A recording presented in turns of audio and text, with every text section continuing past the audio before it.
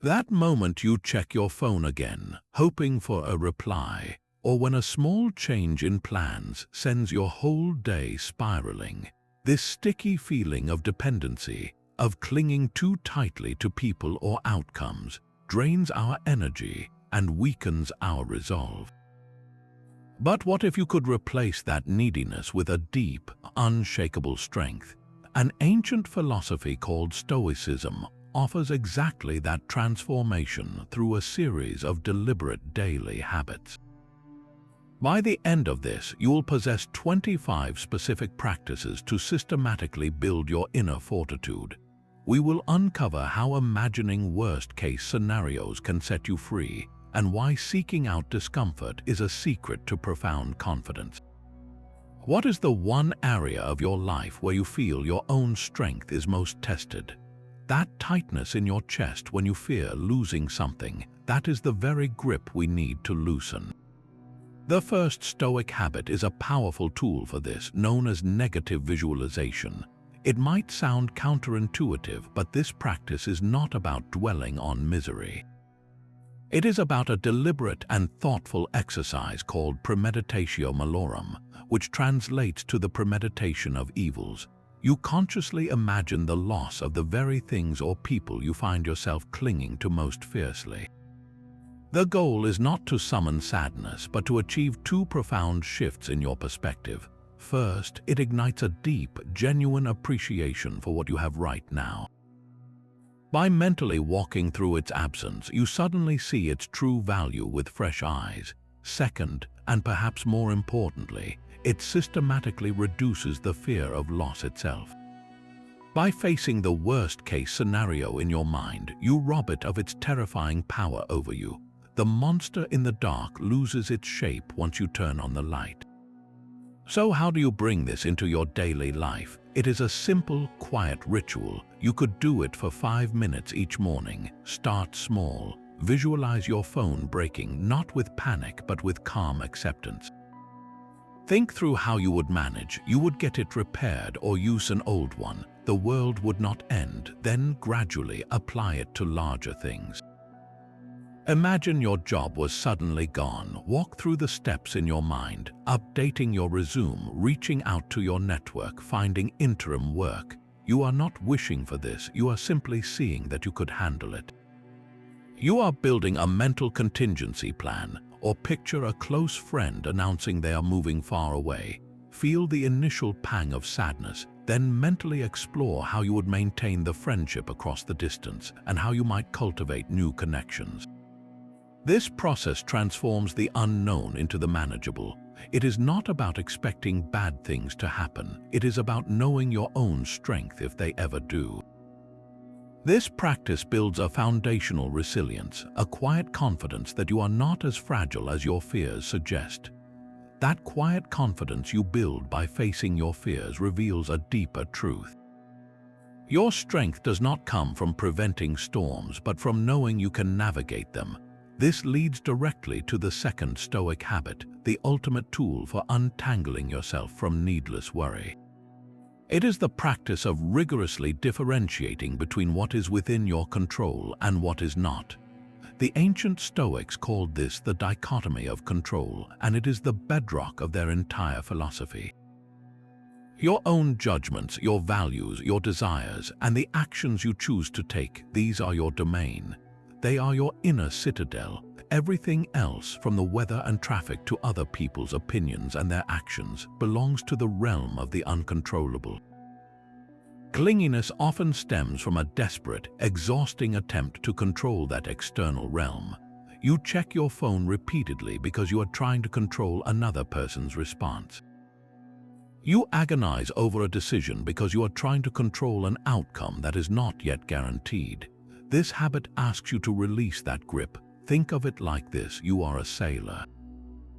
You have full command over how you trim your sails, how you steer the rudder, and the effort you put into your journey. These are your choices, your actions. But you have zero control over the wind, the waves, or the tides. To struggle against the ocean itself is a recipe for exhaustion and despair. The strong sailor focuses only on their own skillful navigation. So how do you apply this in a moment of anxiety? When you feel that familiar tension, ask yourself one simple question: is this within my control? If the answer is no, your task is to consciously, deliberately let it go. This is not passive resignation. It is an active and intelligent decision to redirect your energy. You cannot control whether your friend texts you back. That is their choice, but you can control whether you spend your afternoon refreshing your inbox or whether you engage in a project that fulfills you. You cannot control whether you get the promotion. That decision rests with others, but you can control the quality of your work, your preparation for the interview, and your professional attitude. By shifting your focus entirely to your own sphere, you stop pouring energy into black holes and start building a life of intention. You replace the weakness of clinging with the strength of purposeful action. This habit systematically dismantles the foundations of neediness because it teaches you to invest only where your effort truly matters. That purposeful action you take within your own sphere builds a powerful kind of self-reliance. But what happens when life inevitably throws discomfort your way, when the winds you cannot control turn cold and harsh? This is where the third Stoic habit transforms preparation into unshakable proof. It is the practice of embracing voluntary discomfort. The idea is to periodically and deliberately choose a minor hardship, to willingly step into a situation that is slightly challenging or less comfortable than your norm. This is not about punishing yourself. It is a training exercise for the soul designed to build resilience from the inside out. Think of it like a fire drill. You do not practice evacuating a building because you expect a fire every day. You do it so that if a real emergency ever occurs, your response is calm, practiced, and automatic. Voluntary discomfort works in the exact same way. By choosing to feel a little cold, a little hunger, or a little fatigue on your own terms, you are proving to your deepest self that you can handle it. You are dismantling the fear that you are fragile and dependent on perfect conditions to be happy. So what does this look like in practice? It can be as simple as taking a cold shower for the final 30 seconds of your morning routine. That initial shock is a direct confrontation with your desire for comfort. By standing under the cold water and breathing through it, you are not just waking up your body. You are telling your mind, I am okay, even when things are not perfectly pleasant. You could skip a meal occasionally, not for a diet, but as a deliberate fast. You observe the hunger pangs and the impulse to snack, and you simply let them pass. In that moment, you learn that your well-being is not held hostage by your stomach. You realize you are stronger than your cravings, or you might choose to wear simpler, less flashy clothes for a day, removing the crutch of external validation. You could walk instead of driving for a short errand, or sit on the floor to read instead of always seeking the softest chair. Each of these small acts is a vote for your own inner strength. They are tangible demonstrations that your happiness and your stability do not require a specific set of external circumstances. When you know you can thrive without constant comfort, you stop clinging to it so desperately. The comfort of a predictable reply, the comfort of an easy life, the comfort of everyone's approval, these things lose their power over you. You become like a tree with deep roots, able to withstand storms because you have been tested by smaller winds. This habit makes your peace of mind something that cannot be easily taken away. That deep-rooted strength you build through voluntary discomfort needs a mirror to see its own growth. The fourth Stoic habit provides exactly that reflective surface through the simple, profound act of keeping an evening journal. This is not a diary for listing events, but a tool for rigorous self-examination. Each night, you take a few quiet moments to review your day through the lens of Stoic virtue. You ask yourself pointed questions. Where did I act with wisdom and courage today? Where did I let fear or neediness dictate my actions? The specific goal here is to catch those moments of clinginess or weakness in the act, to hold them up to the light before they fade from memory. Perhaps you noticed a surge of anxiety when a loved one was late to reply, and you sent a flurry of follow-up messages. In your journal, you would note this not with self-judgment, but with clear-eyed observation. You would write, "I felt a need for reassurance and attempted to control another's actions." Then you reframe it. "A stronger response would have been to trust their timing and focus on my own work." Or maybe you hesitated to voice an opinion in a meeting, clinging to the safety of silence for fear of disapproval. Your journal entry might read, "I chose comfort over courage.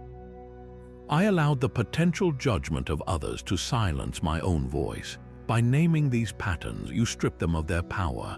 This daily practice transforms vague feelings of unease into specific, addressable data. It turns your life into a continuous learning loop where every single day offers a lesson in building more strength and less dependency. The journal becomes a record of your progress, a map of your inner landscape. Over time, you will see the same triggers arise, but your responses will change. Where you once wrote about feeling weak, you will later document moments of newfound resilience. This habit fosters a profound self-awareness that is the very opposite of clinginess, because the person you are learning to rely on most is the one writing on the page. This journaling habit sharpens your awareness of the very obstacles that test your strength. The fifth Stoic practice takes that awareness and flips it entirely on its head. It teaches you to view every obstacle not as a setback but as an opportunity. The Roman Emperor Marcus Aurelius, who faced invasions and plague, wrote in his private journal, "The obstacle becomes the way." He was not just offering a comforting phrase, he was stating a fundamental principle of reality. A challenge is not a brick wall meant to stop you, it is raw material meant to be used by you. Clinginess shatters against obstacles because it demands that the world be easy and accommodating. Strength, however, is forged in the very moments when the world is not. When you are rejected for a job or a date, the clingy reaction is to see it as proof of your inadequacy, to obsess over what you did wrong, and to desperately seek validation elsewhere. The Stoic reframe is radically different. You see that rejection as a chance to practice dignity and self-respect. It is an opportunity to demonstrate that your worth is not determined by a single outcome. The rejection itself becomes the fuel for your independence. It clears the path for something more aligned with your true purpose, or consider a project that fails spectacularly. The need to cling to success would make this a devastating blow, but through the Stoic lens, this failure is a priceless training ground. It is your chance to practice resilience, to learn humility, and to gather critical data about what does not work. The failure is not the opposite of success, it is an essential ingredient of it. You are being given the very thing you need to grow stronger and wiser. Even a simple daily frustration, like being stuck in traffic, transforms when you apply this habit. Instead of clinging to your original timeline and fuming at the delay, you see the traffic jam as an opportunity. It is a chance to practice patience, to listen to an audiobook you have been meaning to hear, or to simply sit in silence with your own thoughts. The obstacle of lost time becomes the way to a moment of unexpected peace. This mental shift is the ultimate replacement for a clingy attitude. You stop seeing the world as something that owes you comfort, and you start seeing it as a gymnasium for your character. Every single difficulty, from a minor inconvenience to a major life crisis, is now a piece of equipment. It is there to build a specific muscle, whether that is courage, temperance, justice, or wisdom. You no longer ask, "Why is this happening to me?" You ask, "What strength is this situation inviting me to develop?" This radical acceptance of obstacles leads to an even more profound transformation. The sixth Stoic habit, a practice known as amor fati, which means to love your fate. It is the decision to not merely accept what happens, but to embrace it, to see every event, every setback, and every unexpected turn as a necessary and welcome thread in the tapestry of your life. Clinginess is rooted in a silent war with reality, a constant struggle against how things are. Amor fati ends that war. It asks you to fall in love with your own story, including the difficult chapters, because they are the very things that forge your character and give your journey its unique meaning. Think of a blacksmith working with a piece of metal. He does not curse the fire for being hot or the hammer for being hard. He loves them because without the fire and the hammer, the metal would remain a shapeless lump. The challenges of your life are that fire and hammer, and you are the metal being shaped into something stronger and more refined. So how do you practice this when you receive a painful rejection or face a significant loss? You consciously reframe the narrative. Instead of saying, "Why did this happen to me?" you say, "This happened for me. What is this experience trying to teach me? How is it clearing a path for a new direction I could not have seen before?" Perhaps a relationship ends and the immediate pain feels unbearable. A clingy mindset would have you begging for it back, trying to force a reality that no longer exists. Amor Fati invites you to love that ending, not for the heartbreak, but for the strength and self-knowledge it will inevitably bring. You trust that this closing of a door is making space for a new one to open, even if you cannot see it yet.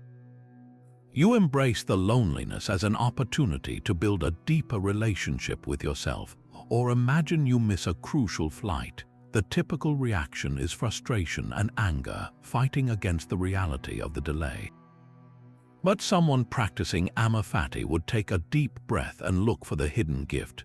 Maybe this unexpected delay allows you to have a conversation with a stranger who gives you a brilliant idea, or it forces you to rest in a way you desperately needed. You love the missed flight because it becomes part of your story, a plot twist that leads to an unforeseen and perhaps better outcome. This habit does not mean you become passive or stop trying to improve your circumstances. It means you stop resisting what has already occurred.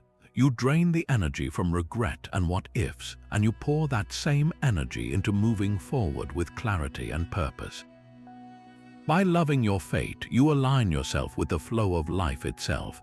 You trade the weak, exhausting struggle of clinging to a fantasy for the powerful, unshakable strength that comes from embracing reality exactly as it is. Embracing your fate completely frees you from the exhausting chase for more. This brings us to the seventh Stoic habit, the deliberate practice of limiting your desires. The philosophy argues that our suffering rarely comes from not having enough, but from wanting too much. It is the endless hunger for more wealth, higher status, or greater pleasure that creates a state of permanent neediness. You cling to people because you believe they can satisfy these desires, and you cling to outcomes because you see them as tickets to a better life. The Stoic solution is radical yet simple. Train yourself to desire only what is natural and necessary. A natural and necessary desire is something required for your basic well-being and to live in accordance with your nature as a rational being. This includes adequate food, shelter, friendship, and the pursuit of virtue. Everything beyond that, the luxury car, the constant social validation, the perfect relationship that must never have conflict, these are classified as unnatural and unnecessary. They are preferred indifference, nice to have if they come your way, but destructive to cling to. The goal is not to live in poverty or to reject all pleasure, but to achieve a state where your happiness is no longer dependent on acquiring these extras. So how do you start limiting these desires in a world that constantly encourages them? Begin with a simple audit. Look at your life and identify one area where your wants have clearly outstripped your needs. Perhaps it is your wardrobe full of clothes you never wear, yet you still feel the urge to buy more. Or maybe it is your diet where simple, nourishing food is no longer enough and you constantly crave exotic or expensive meals. Acknowledge this desire without judgment, then consciously decide to simplify. For 1 week, wear only your most comfortable and practical clothes. Eat simple, home-cooked meals. Notice the space that opens up in your mind when you're not constantly preoccupied with the next acquisition. Another powerful step is to practice delaying gratification. When a strong desire for something non-essential arises, like a new gadget or an impulsive purchase, impose a waiting period of 24 hours. In that time, the initial fever of wanting will often subside, and you can see the object for what it truly is, not a source of happiness, but just a thing. This small act of pause strengthens your inner citadel against the barrage of external demands. By systematically limiting your desires, you accomplish something profound. You transfer the source of your contentment from the outside world, which you cannot control, to your own inner state, which you can. You realize that you do not need a certain number of likes to feel valued or a specific job title to feel successful. Your strength comes from knowing that you are already enough, with or without those external validations.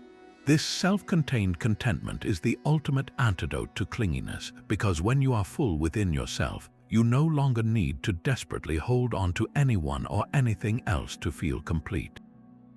This inner citadel is not a physical place, but a mental fortress you build brick by brick through daily practice.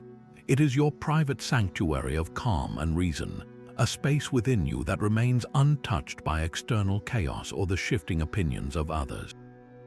When you feel that desperate urge to cling, it is often because your sense of self is scattered outside these walls, dependent on someone else's presence or approval for its stability. The Stoic habit of cultivating your inner citadel is the process of calling that sense of self back home, reinforcing your core identity so firmly that external events cannot easily shake it. How do you construct such a fortress? The primary tools are meditation and specific mental exercises designed to strengthen your faculty of judgment. This is not about emptying your mind, but about actively training it. One powerful exercise is to mentally rehearse your principles each morning. Before the day begins, sit quietly and remind yourself of your core values. What does it mean to you to be a person of courage, justice, and self-control? Visualize these virtues as the unshakable stones of your inner walls. Then, anticipate the challenges of the day ahead. If you have a difficult conversation looming, do not simply dread it. In your mind, walk through how you will conduct yourself with dignity and reason, regardless of the other person's reaction. You are programming your default response so that when pressure mounts, you do not collapse into neediness but stand firm in your principles. Another brick in this citadel is the practice of objective judgment. When a wave of anxiety about a relationship hits you, pause and dissect the impression. You might feel they are ignoring me, and that means they do not care. Your task is to examine that thought before you let it through the gate. Is it objectively true? Can you know their reason for not replying with absolute certainty? More likely, there are a dozen other explanations that have nothing to do with you. By refusing to accept the first, most painful interpretation, you fortify your mind against emotional storms. This inner stronghold is what allows you to love others deeply without becoming desperately attached to them. You can appreciate their presence without believing their absence will destroy you. Your happiness is no longer a tenant in someone else's house, but the sovereign ruler of your own well-defended domain. The strength you find here makes clinginess obsolete because you have discovered a source of peace that nobody can take away from you. Your inner fortress is built on principles that remain unspoken until the moment you choose to communicate. The ninth Stoic habit turns your attention to that very power, focusing on the practice of speaking little and well. This is not about being shy or silent, but about cultivating mindful communication. It is the discipline of choosing words with intention, avoiding the chatter that weakens your resolve and fosters a dependency on the approval of others. When you gossip, you seek connection through shared judgment. When you complain, you broadcast your own sense of powerlessness. Both are forms of clinging, desperate attempts to pull external validation into your orbit. True strength, however, is reflected in speech that is truthful, kind, and purposeful. Every word you utter should earn its place in the air. Think of a skilled artisan who does not waste their precious materials. Your words are your material, and each one should be selected with care to build understanding, not to simply fill a silence. How do you put this into practice? Begin by noticing the impulse to speak unnecessarily. In a group conversation, when a piece of gossip starts to circulate, feel that pull to join in, to offer your own tidbit to feel included. The Stoic response is to consciously withhold. You do not need to lecture others, you simply choose not to participate. You might smile and change the subject to something substantive, or offer a kind word about the person being discussed. This small act of restraint is a massive declaration of independence from the social pressure to conform. The same applies to complaints. Before voicing a frustration about the weather or a minor inconvenience, ask yourself, is this speech useful? Does it improve the situation or my character? Often, the answer is no. By biting back the complaint, you are not suppressing your feelings. You are training your mind to endure minor discomforts without needing to vocalize them. This builds a quiet resilience that needs no audience. Instead, direct your speech toward what is meaningful. Offer genuine compliments when you admire something. Ask thoughtful questions that show you are truly listening. State your needs and boundaries clearly without aggression or apology. This kind of communication stems from a full inner citadel. You speak from a place of strength, not from a void that needs filling. Your words become fewer, but they carry immense weight and integrity. People will start to listen more closely when you do choose to speak, because they know your words are not careless. This habit systematically replaces the neediness of seeking attention with the quiet authority of having something worthwhile to say. This mindful silence creates a space where your actions, not just your words, can speak for you. The 10th Stoic habit asks you to fill that space with a single, unwavering intention, to act with virtue in every single situation. This means making wisdom, courage, justice, and temperance your sole goal, the only true measure of success for any endeavor. Clinginess withers under this focus because you are no longer obsessed with the outcome of your actions, but with the integrity of the action itself. Your strength shifts from being dependent on what you receive from the world to being defined by what you contribute to it. Imagine you are about to have a difficult conversation with a loved one. The clingy approach is fraught with fear, your mind racing. What if they get angry? What if they leave me? Your goal becomes manipulating the conversation to ensure a specific, comforting outcome. But when you commit to acting with virtue, your entire focus changes. Your goal is no longer to control their reaction, but to express yourself with courage, to speak with honesty and justice, and to listen with wisdom and temperance. Whether they stay or go becomes secondary to the profound strength you gain from knowing you acted rightly. Or consider your work. You might cling to a promotion, believing it will finally make you feel secure and valued. This neediness can make you anxious, jealous, or obsequious. But when you make virtue your goal, your focus shifts entirely to the quality of your work itself, the justice you show your colleagues, the courage to voice new ideas, and the temperance to manage your time wisely. The promotion becomes a preferred indifferent, while the strength of character you build through excellent work becomes your real reward. This is how you build a character-based strength that no one can ever take from you.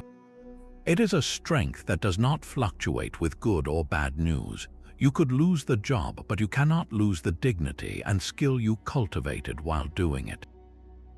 You could face rejection, but you cannot lose the self-respect earned by having the courage to be authentic. Acting with virtue turns every moment, even the most mundane, into a training ground for your soul. Waiting in a long line becomes a chance to practice patience, a form of temperance.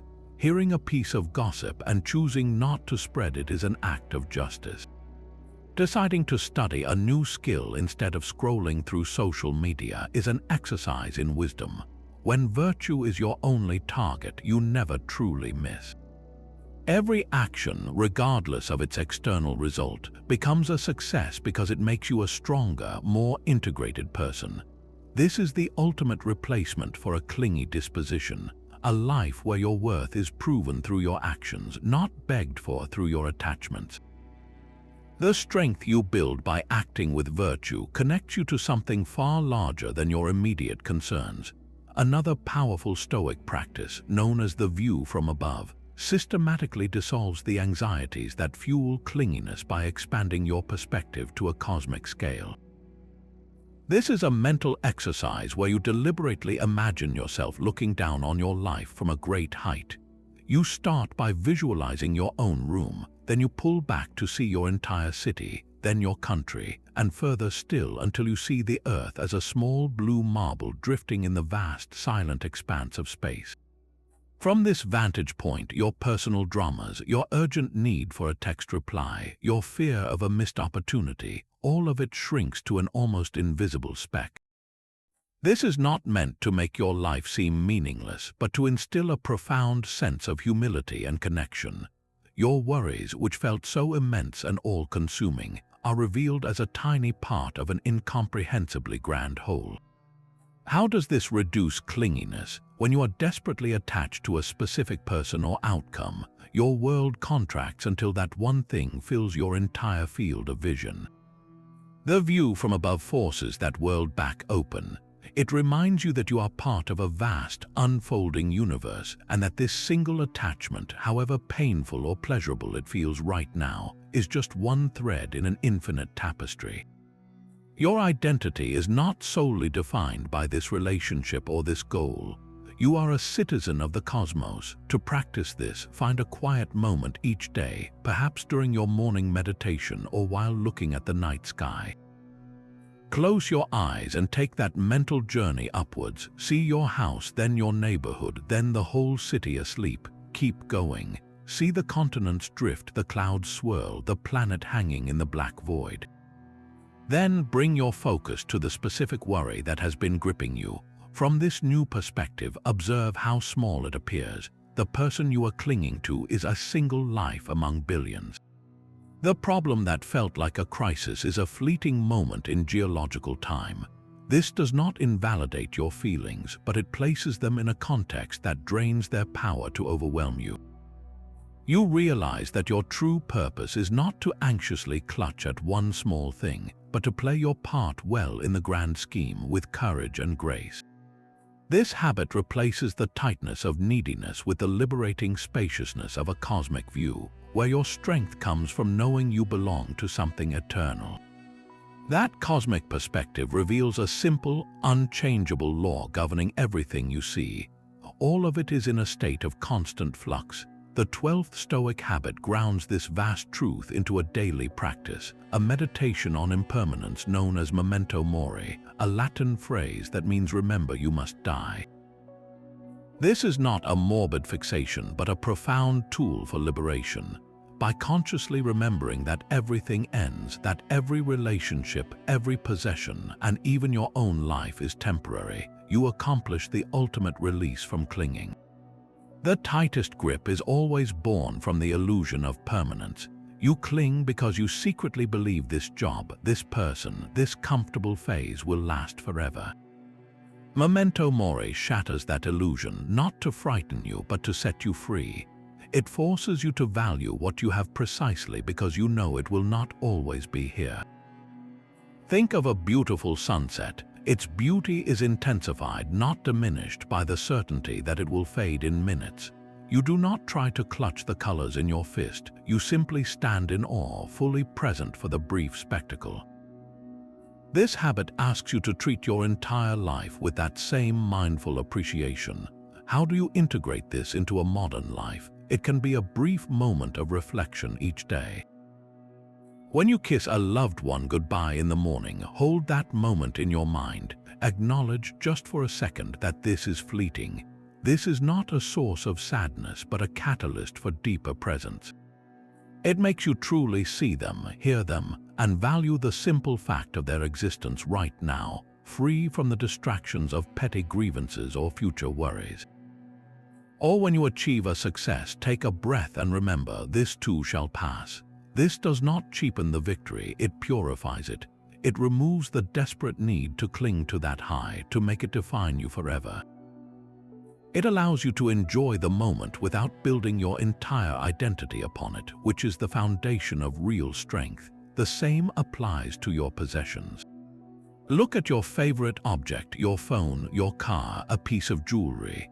Remind yourself that it is already in the process of breaking, becoming obsolete, or being lost. This is not pessimism, it is reality. When you accept this, you can enjoy the object without being owned by it. You use your phone without anxiety about dropping it. You drive your car without terror of a scratch because you have already made peace with its eventual end.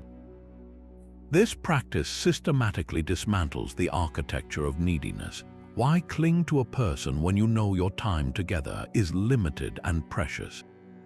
The sane response is not to grip tighter, but to love more fully and freely in the time you have.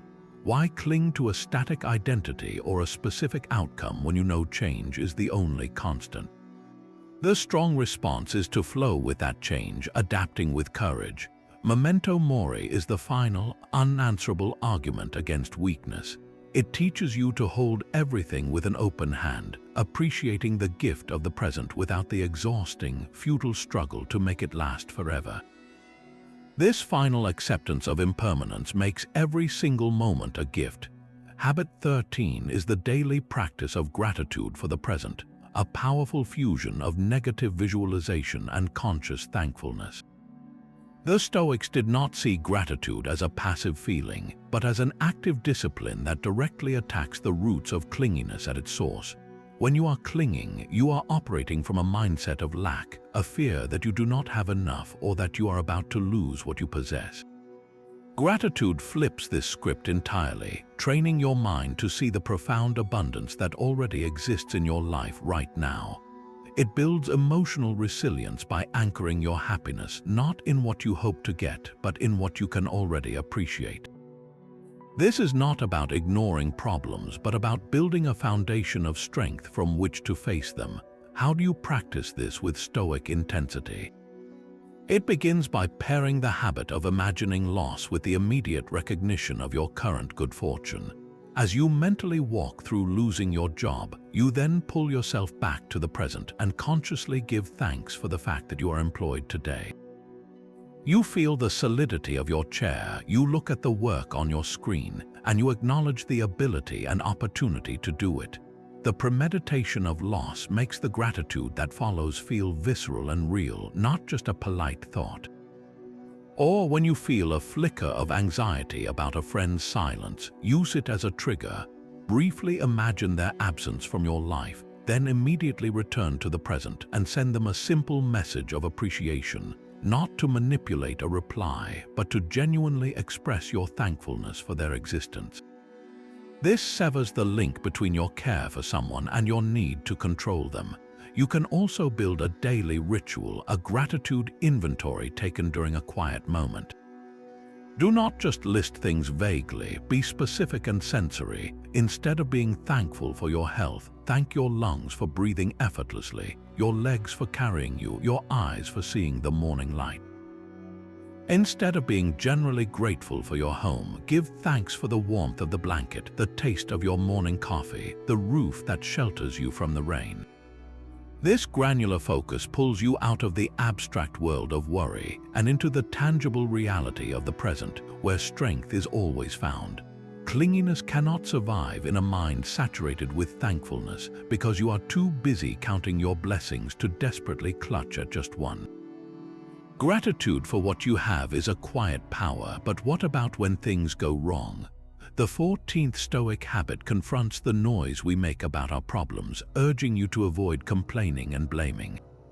Every complaint is a tiny surrender, a declaration that you are a victim of circumstances. It is a wasteful leak of your vital energy, draining the strength you could be using to actually solve the problem.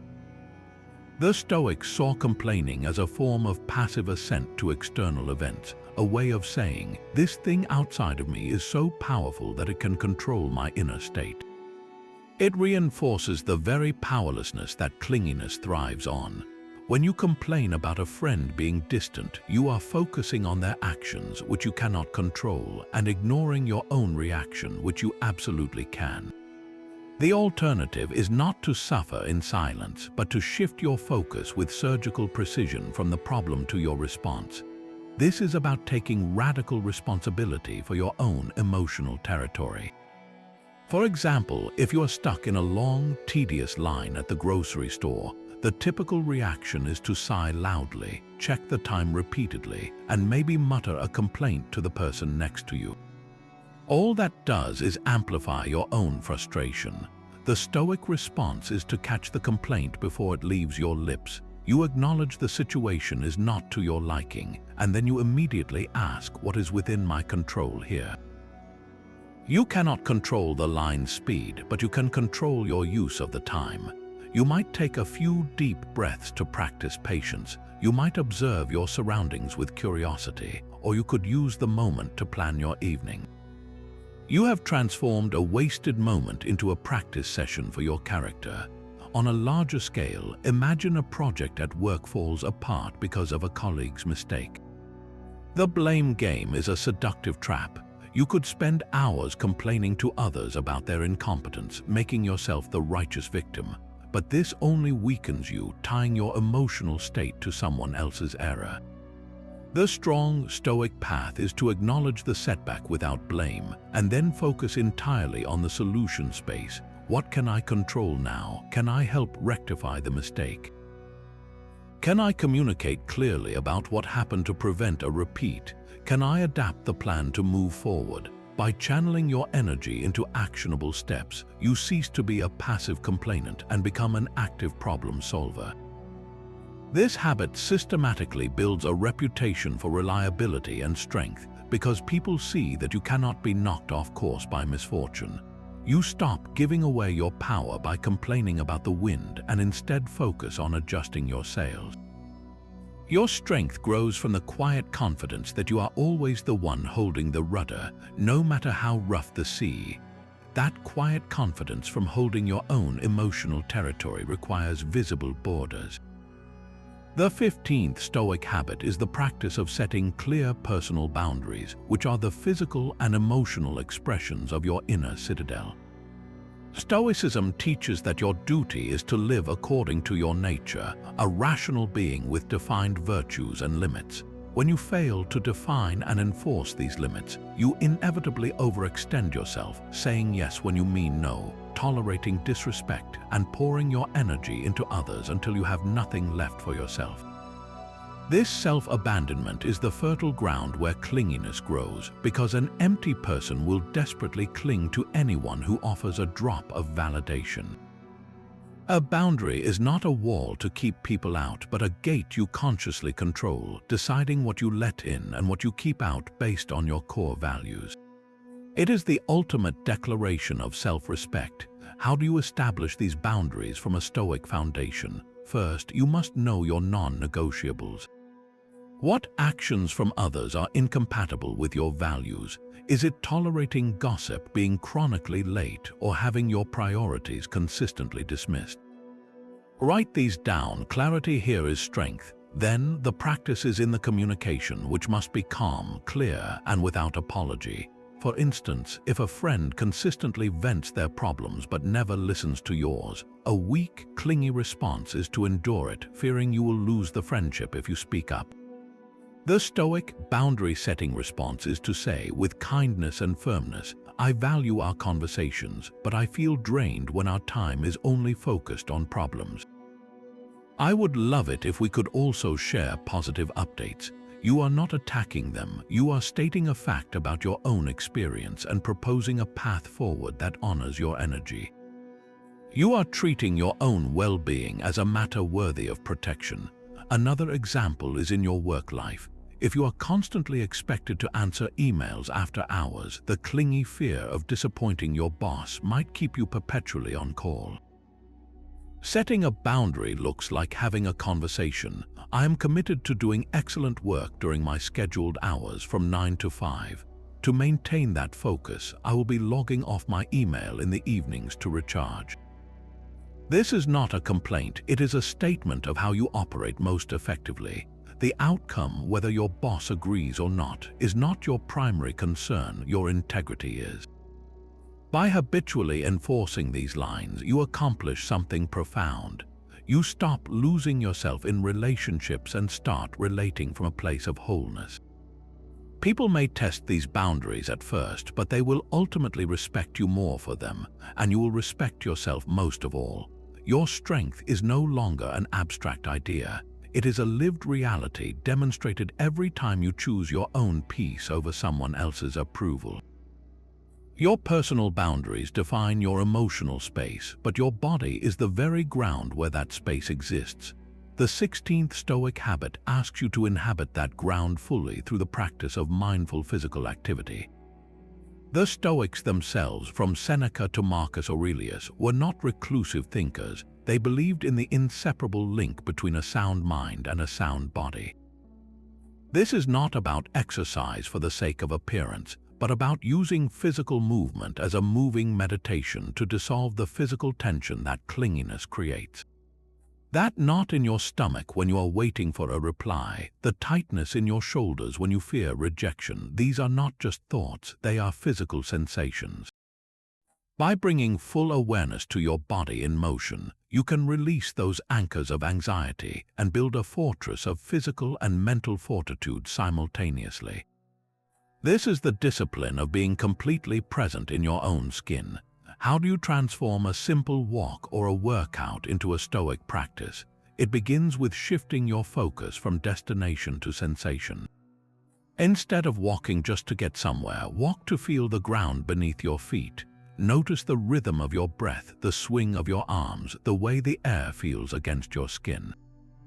When your mind wanders back to a worry, as it inevitably will, gently guide it back to the physical reality of your movement. You are not trying to empty your mind, you are training it to anchor itself in the present moment through the body. This same principle applies to more strenuous exercise. Lifting weights becomes a lesson in resilience. As your muscles strain, observe the sensation without judgment. Your mind will scream for you to stop, but you practice the Stoic virtue of endurance. You learn to distinguish between a genuine limit and a mere impulse of discomfort. You are literally building the physical capacity to bear hardship, which translates directly into the mental capacity to bear emotional uncertainty. Even a practice like yoga is a perfect embodiment of this, holding a challenging pose while maintaining calm, steady breathing. It is a physical rehearsal for life's pressures, teaching you to find stability and ease even when your circumstances are difficult. The strength you cultivate here is not just muscular, it is the profound understanding that you can endure discomfort without falling apart. This habit systematically replaces the weak, jittery energy of neediness with the calm, powerful presence of a mind and body working in harmony. You stop being a passenger in your own physical form and become its steady, capable pilot. Your body in motion grounds you in the present, but your mind requires its own steady diet of wisdom. Habit 17 is the daily practice of reading and reflecting on Stoic texts. This is not about collecting quotes for inspiration, but about engaging in a disciplined dialogue with the greatest minds of the philosophy. You are essentially standing watch with a mentor like Epictetus, Seneca, or Marcus Aurelius each day, allowing their words to reinforce the mindset shifts you are building. Clinginess is often a habit of thought, a well-worn neural pathway of fear and dependency. Reading Stoic philosophy is the deliberate act of carving new, stronger pathways, replacing anxious thoughts with principled reasoning. You are not just reading words, you are downloading an operating system for resilience. How do you make this a practical habit? It is not about marathon study sessions. Dedicate just 10 minutes each morning or evening to a single passage. Read a paragraph from Marcus Aurelius's Meditations, a letter from Seneca, or a discourse from Epictetus. Then close the book and reflect. Do not just move on. Ask yourself, how does this apply to a specific challenge I am facing right now? If you read Marcus reminding himself that the obstacle is the way, reflect on a current frustration. How can this specific obstacle become my way to practice patience or creativity today? If you read Seneca discussing the shortness of life, reflect on a relationship you have been taking for granted. How can I love more fully today, knowing that time is limited? This process of active reflection is what turns abstract philosophy into lived strength. It is the difference between knowing you should be less needy and having the specific mental tool to dismantle a wave of neediness when it arises. The text becomes a mirror, revealing where your own thinking is weak or unexamined. Over time, their voices begin to echo in your own mind at the very moments you need them most. When you feel the pull to seek excessive reassurance, a line from Epictetus might arise, reminding you that some things are up to you and others are not. This daily habit ensures you are not building your strength alone, but are guided by the most seasoned architects of inner fortitude the world has ever known. Strength is not a fortress of cold indifference, but a capacity for deep connection that leaves you unshaken. This leads us to the 18th Stoic habit, practicing empathy without attachment. The Stoics believed in understanding the motives and struggles of other people with profound clarity, offering compassion and aid where possible, yet always safeguarding your own inner peace from being hijacked by their choices or emotions. This is the delicate art of caring for someone without needing them to be a certain way for you to be okay. It allows you to love, help, and connect without the desperate grip of dependency. Think of a lighthouse. It stands firm on the shore, its beams sweeping across the dark water. It sees the storm-tossed ships, understands their plight, and offers its guiding light without hesitation. But the lighthouse does not get tossed by the waves itself. It remains rooted, providing a steady reference point precisely because it is not attached to the ship's journeys. Your empathy is the light, your inner citadel is the rock. So how do you practice this when a loved one is making a decision you disagree with, perhaps a career move you think is a mistake? The clingy reaction is to panic, to argue, to try and control their path because their choice feels threatening to your own sense of stability. You have become emotionally entangled, your peace now dependent on their compliance. The Stoic approach is to first exercise empathy, seek to understand their perspective fully. Why does this path appeal to them? What are their hopes and fears? Listen with genuine curiosity, not with an agenda to refute. Offer your counsel if they ask, speaking with kindness and honesty. And then, the crucial step, you release the outcome. You accept that their decision and the consequences that follow belong to them. Your responsibility was to be a good friend, to listen and advise with virtue, not to ensure they make the perfect choice.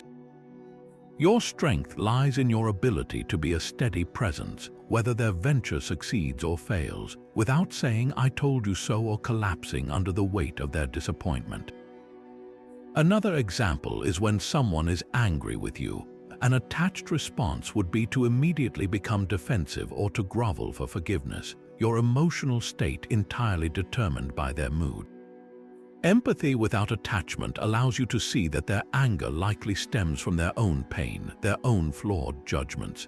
You can listen to their words, acknowledge their feelings, and apologize if you were wrong, all while maintaining an inner calm. You do not absorb their anger as your own. You care enough to understand the storm in them, but you are wise enough not to let it become a storm in you. This habit transforms your relationships from contracts of need into free associations of mutual respect. You give your compassion generously, but you never hand over the keys to your own serenity. You can love people deeply, not for what they can do for you, but simply for who they are, and in that unconditional space, both you and they are truly free. Every object you own demands a small piece of your attention. That is the hidden cost of clutter, a subtle tax on your mental energy paid daily. The 19th Stoic habit is a deliberate antidote to this drain, the practice of simplifying your possessions through regular decluttering. This is not just an organizational tactic for a tidier home. It is a profound exercise in reducing your attachment to the material world, systematically weakening a major source of clinginess. The Stoics were not against owning things, but they were fiercely against being owned by them. Seneca wrote extensively about how wealth and possessions become a form of slavery, where you end up serving your belongings instead of them serving you. When you cling tightly to objects, you are essentially anchoring your sense of security to things that are fragile, temporary, and ultimately outside your control. A broken phone, a scratched car, a lost piece of jewelry should not have the power to ruin your day, yet they often do when we are overly attached. The habit of simplification builds strength by proving to yourself, tangibly, that your well-being is not tied to your stuff. So how do you start this practice? It begins with a periodic audit, a ritual of questioning every item you possess. Set aside time each season to go through your belongings. Pick up each object and ask a simple, Stoic-inspired question. Does this serve a purpose that aligns with my core values, or is it merely a source of empty comfort or vanity? You are not asking if it sparks joy, you are asking if it contributes to your freedom. That shirt you never wear but keep just in case, it represents a fear of future lack. That decorative trinket gathering dust on a shelf, it represents a past identity you are clinging to. Letting them go is an act of strength, a declaration that your identity and security come from within. Start with the easy targets, the clutter in a junk drawer or the expired food in the pantry. Feel the lightness that comes from a cleared space. Then move to more challenging categories like your wardrobe or your book collection. For each item you release, you are not losing something, you are gaining back a fragment of your attention and your peace. The goal is to reach a state of conscious minimalism where everything you own has a clear purpose or brings genuine value and nothing owns you. This creates a living environment that reflects your inner citadel, uncluttered and fortified.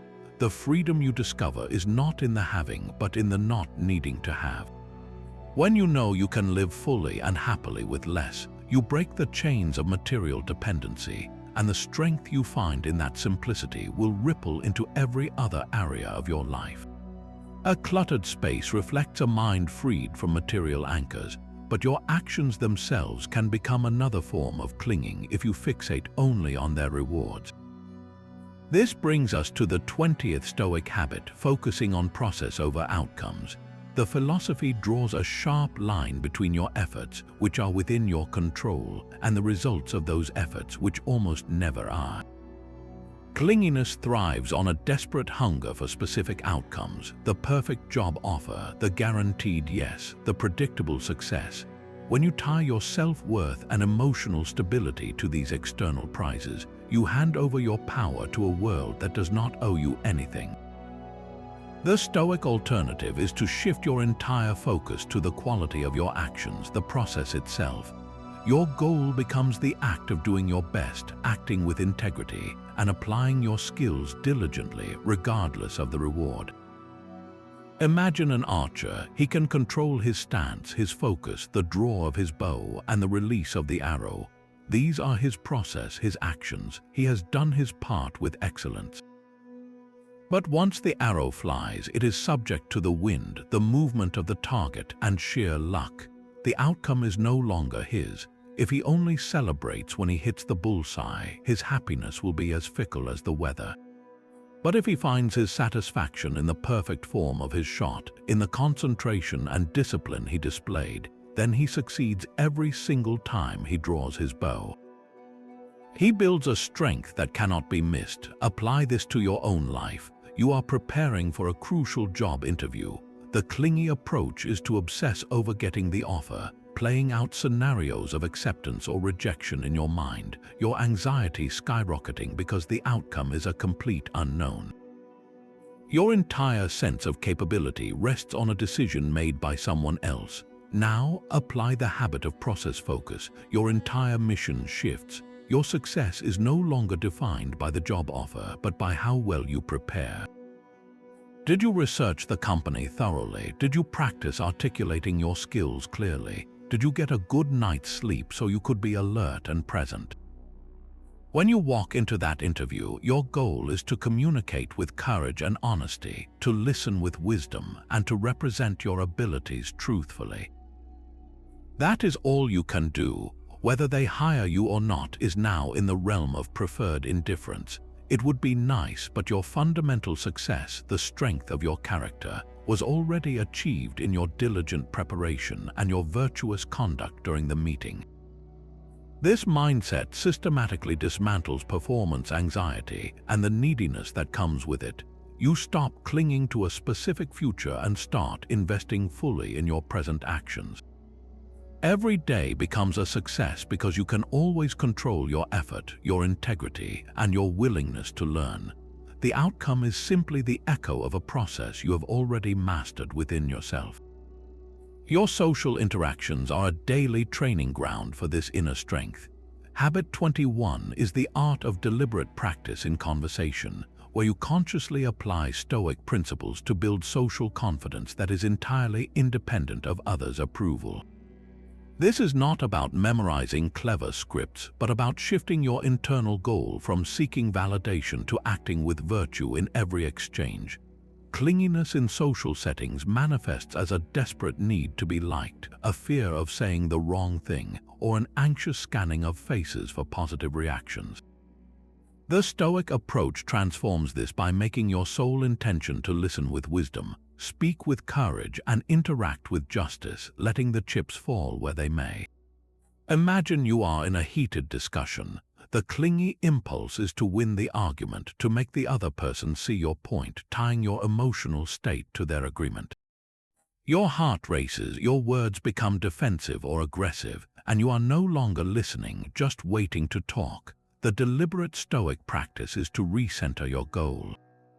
Your new purpose is not to convince them, but to express your view clearly and calmly, and to understand their perspective with genuine curiosity.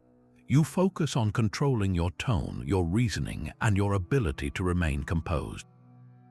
Whether they ultimately agree with you becomes irrelevant to your success, because your success was already achieved by maintaining your integrity under pressure. Another common scenario is when you are sharing an idea and you receive blank stares or immediate criticism. The needy reaction is to backtrack, to make a self-deprecating joke to regain favor, or to shrivel up inside and vow never to speak again. Your worth feels demolished by their disinterest. The deliberate practice here is to notice the sting of rejection, accept the sensation without letting it dictate your actions, and then simply hold your ground. You can say, "I appreciate the feedback," or "I see we have different views on this," without needing to alter your position to win their smile. You are practicing the social muscle of self-validation. This also applies to the simple act of listening. Often, we listen only partially, our minds already crafting our own response, eager to prove our intelligence or similarity. This is a subtle form of clinging, seeking connection through performance. The Stoic practice is to listen with your full attention, not as a strategy, but as an act of respect. You give the other person the space to express themselves without your mental commentary. Your goal is to understand, not to impress. This feels incredibly powerful to the other person, and it frees you from the exhausting work of constantly self-monitoring. By turning every conversation into a session for your character gym, you stop being a performer on a stage desperate for applause, and you become a grounded participant in a shared human experience. The strength you build is quiet and magnetic because people are drawn to those who have nothing to prove. That social strength you build requires a deep reservoir of patience to remain unshaken. Habit 22 is the cultivation of patience in all circumstances, treating it not as passive waiting, but as an active, powerful form of endurance. The Stoics saw impatience as a rebellion against reality, a childish refusal to accept the natural pace of things. When you are impatient, you are clinging to a timeline that does not exist, fighting against the flow of life itself. This friction generates the anxiety that so often manifests as neediness, that frantic energy to force an outcome now. True patience is the calm strength of knowing that some things unfold on their own schedule, and your power lies in how you conduct yourself during the wait. It is the difference between a leaf tossed in a river, desperately grabbing at branches, and a deep-rooted tree, allowing the water to flow around it while it stands firm. So how do you build this Stoic patience? It begins with a simple reframing of any delay or frustration. See it not as an obstacle to your peace, but as an invitation to practice it. The long line at the coffee shop is no longer a thief of your time. It is a designated training session for your equanimity. Instead of fuming and checking your phone, you stand there and practice being present. You observe your breath, you notice the details of the room, you accept that for these few minutes, this is exactly where you are meant to be. You are using the delay to strengthen your mind, transforming wasted time into invested time. Apply this to a much larger test of patience, like waiting for a decision on a loan or a medical result. The clingy, impatient reaction is to obsessively check for updates, to pester the relevant people, to live in a state of suspended anxiety. The Stoic practice is to do what is within your control, such as submitting all required documents, and then to consciously release the outcome. You acknowledge that the timeline is now in the hands of a process, and your job is to live your life fully in the meantime. You might say to yourself, this waiting period is my opportunity to practice trust and fortitude. I will focus on the things I can influence today, like my work or my health, and I will meet the answer with composure when it arrives, whatever it may be. This also applies profoundly to your relationships. People will disappoint you, they will be late, they will forget things. Impatience here is a form of trying to control their behavior, and it often pushes them away. Patience, however, is a gift of space. When a friend is late for lunch, instead of sending a series of irritated texts, you take the extra minutes to read a book or simply watch the world go by. You greet them with a calm smile, reinforcing that your peace was not dependent on their punctuality. This calm acceptance is far more powerful than any reprimand. It demonstrates a strength that does not need constant external order to feel secure. By cultivating patience, you are building an inner pace that cannot be rushed or flustered by the world's chaos. You stop clinging to your own schedule and start flowing with life's, trusting that you have the strength to handle whatever tempo it plays. Patience with the world's pace is one thing, but patience with your own path demands a different kind of honesty. The 23rd Stoic habit is a quiet, regular audit of your own ambitions, a practice of reassessing your goals to ensure they are built on the solid ground of virtue and not the shifting sand of external validation. Clinginess often disguises itself as ambition, whispering that you will finally be happy once you achieve a certain status, a specific income, or a particular level of fame. These goals, when rooted in a need for others to see you a certain way, are fragile traps. They make your strength contingent on a future outcome that may never arrive, or that may feel hollow if it does. The Stoic practice is to periodically take your goals off the shelf, hold them up to the light of your core values, and ask a simple, piercing question: why do I truly want this? Is this goal serving my development as a rational, virtuous person, or is it merely a costume I hope will earn me applause? This is not about abandoning ambition, but about purifying it. A goal aligned with virtue is one that strengthens your character regardless of the result. For example, your aim might be to get a promotion. The clingy version of this goal is fixated on the title, the corner office, and the envy of your peers. Your sense of worth is tied directly to that, yes. The Stoic reassessment would reframe the ambition entirely. The real goal becomes to master your craft so thoroughly that you become the most capable person for the role. Your focus shifts from the external reward to the internal growth, from being seen as competent to becoming indisputably competent. The promotion becomes a possible byproduct of your excellence, not the sole source of it. If you get it, you enjoy it with humility. If you do not, you still have the unshakable strength of the skills you honed along the way.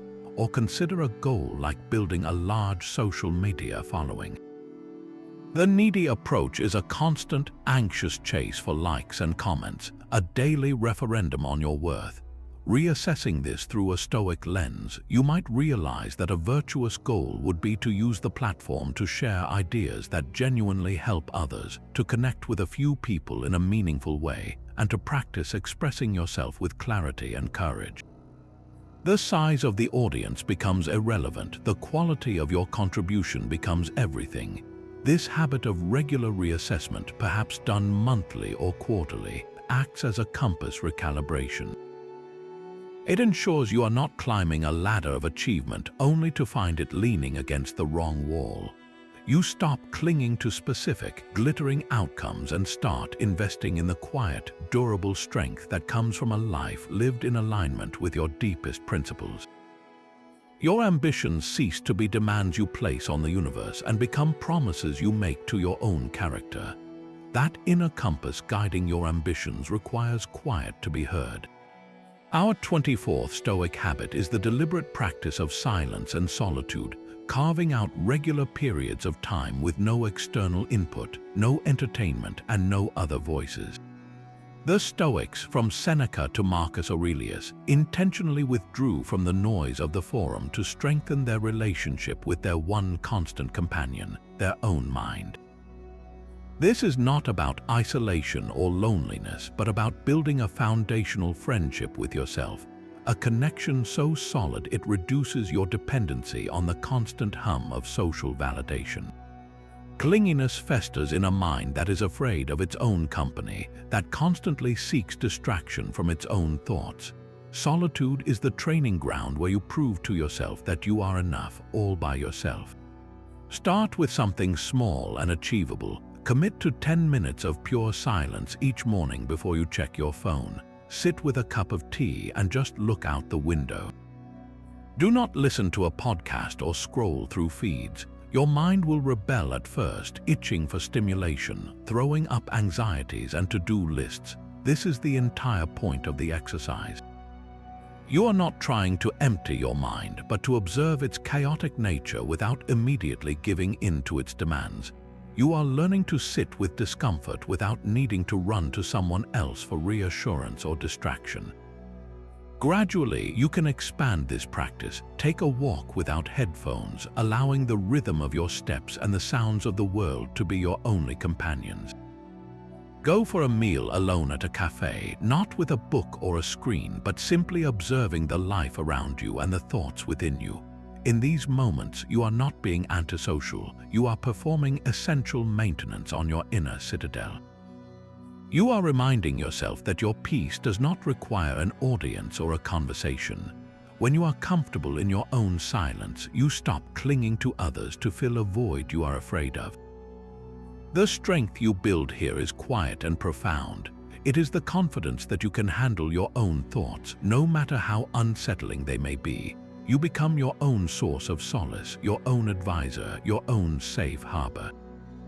This self-sufficiency makes your social interactions richer and more voluntary, because you are no longer participating out of a desperate need to escape yourself, but from a genuine desire to connect. This final habit asks you to see your life not as a lonely, isolated struggle, but as a single note in a grand cosmic symphony. The 25th and culminating Stoic practice is to fully embrace your role in the cosmos. This is the ultimate reframe, transforming clingy self-centeredness into a profound sense of purpose and interconnected strength. When you are mired in neediness, your world shrinks to a tiny bubble containing only you and the object of your attachment. Your fears and desires feel monumental because they are the only things in your field of vision. This habit shatters that bubble, inviting you to see yourself as an integral part of a vast, rational, and beautiful whole. Your part may be small, but it is essential to the harmony of the entire composition. Clinging to a person now feels like a single musician desperately clutching their instrument, disrupting the music for everyone. True strength comes from playing your part with excellence, trusting that the entire orchestra is elevated by your contribution. So how do you practice this cosmic perspective in daily life? It begins by consciously connecting your actions to a larger purpose. You are not just doing your job to earn a paycheck or gain approval. you are fulfilling your duty as a rational being, contributing your unique skills to the betterment of your community, which is a microcosm of the universe itself. When you feel slighted or ignored, instead of withdrawing into a hurt ego, you can ask, how can my response here serve the common good? Can I meet this pettiness with the greatness of understanding? Can I contribute peace where there is friction? This shifts your focus from what you are not getting to what you are uniquely positioned to give.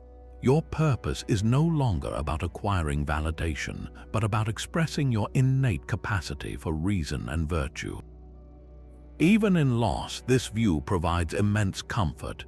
The end of a relationship is not just a personal tragedy. It is a necessary change in the cosmic order, making space for new connections and growth that you cannot yet foresee. Your role is to accept this change with grace, trusting that the universe is unfolding as it should.